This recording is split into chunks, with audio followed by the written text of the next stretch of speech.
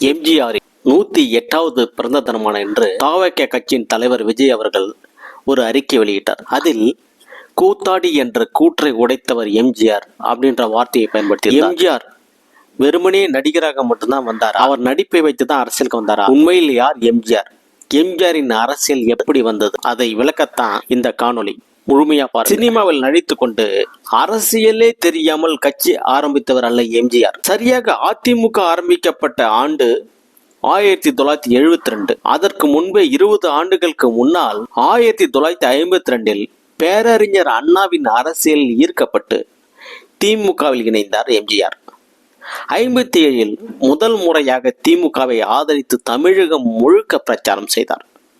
அந்த தேர்தலில் திமுக 15 இடங்களில் வென்றது. 58 சென்னை வருவதாக இருந்த நேருவுக்கு கருப்பு கொடி காட்ட திமுக திட்டம் வகுத்ததா முன்னெச்சரிக்கை நடவடிக்கையாக எம்ஜிஆர், SSR போன்றோரை கைது செய்து சென்னை மத்திய சிறையில் அடைத்தார்கள். அப்போதைய உச்ச நட்சத்திரமாக இருந்த எம்ஜிஆர் சிறைக்குள் கொடுக்கப்பட்ட அந்த சிறப்பு சலுகைகளை மறுத்து 1962 இரண்டாவது முறையாக திமுக ஆதரித்து தொடர் பிரச்சாரம் செய்தார் எம்ஜிஆர்.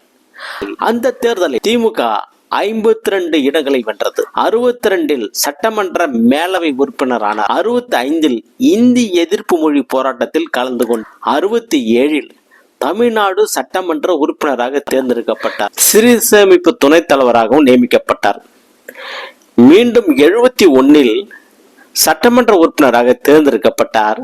அதே வருடம் ஜூலையில் திராவிட முன்னேற்ற கழக பொருளாளரானார். 1972 திராவிட முன்னேற்ற கழகத்திலிருந்து அவர் நீக்கப்படுகிறார். அப்போதுதான் அவர் அண்ணா திராவிட முன்னேற்ற கழகத்தை தொடங்கினார். அதுவும் அதிமுக என்ற கட்சி அவரால் தொடங்கப்பட்ட கட்சி அல்ல, அது ஏற்கனவே பதிவு செய்யப்பட்ட கட்சி. புதிய கட்சி தொடங்க விரும்பிய எம்ஜிஆர் அப்போது அனகாபுத்தூர் ராமலிங்கம் என்பவர் அதிமுக என்னும் பெயரில் பதிவு செய்து வைத்திருந்த கட்சியில் தன்னை இணைத்துக் கொண்டார்.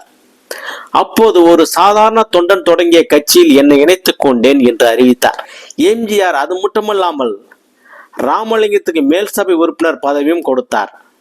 இந்த கட்சி தான் பின்னாட்களில் அனைத்திந்திய அண்ணா திராவிட முன்னேற்ற கழகம் என்று பெயர் மாற்றம் செய்யப்பட்டது. இப்படி முறையாக அரசியலின் அடி நாதம் தொடங்கி தலைவராக தன்னை நிலைநிறுத்திக் கொண்டவர் எம்ஜிஆர். அரசியலிலும் சினிமாவிலும் தன்னாலான அதிகபட்ச பங்களிப்பை செய்து மிக தொடர்ந்து தீவிரமாக உழைத்தவர்.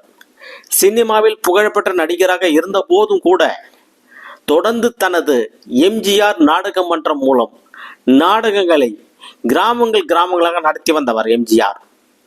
அவருடைய இடிந்த கோயில், இன்ப கனவு நாடகங்கள் தமிழகத்தில் நடக்காத ஊர்களே இல்லை. நடிகராக இருந்தது மட்டுமில்லாமல் இயக்குனர், தயாரிப்பாளர், கதாசிரியர் என்ற எல்லா புதிய முயற்சிகளையும் தைரியமாய் இறங்கி செய்து பார்த்தவர் எம்ஜிஆர். திரைத்துறைக்கு தன்னாலான பங்களிப்பை கொடுத்து கொண்டே இருந்தார். அரசியலானாலும் சினிமா ஆனாலும் எம்ஜிஆர் யாரும் தொட முடியாத உச்சத்தை தொட்டவர்.